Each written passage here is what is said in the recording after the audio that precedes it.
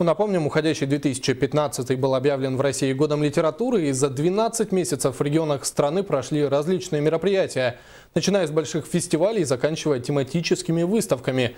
Сейчас многие подводят итоги года литературы, в том числе и в Аймяконском районе. Светлана Поцелуева продолжит.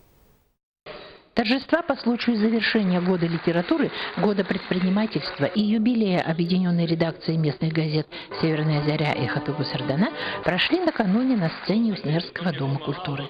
Ежегодную премию имени члена Союза журналистов России Сергея Егорова «Лучший краевед» вручили руководителю общественного краеведческого музея села Терють Зое Петровне Оконешниковой.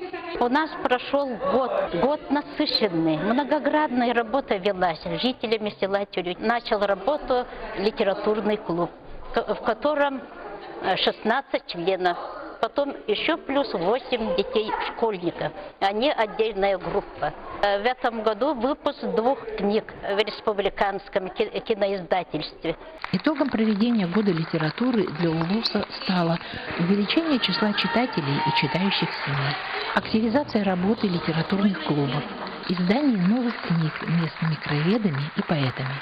Пусть все будут также активны и в новом году.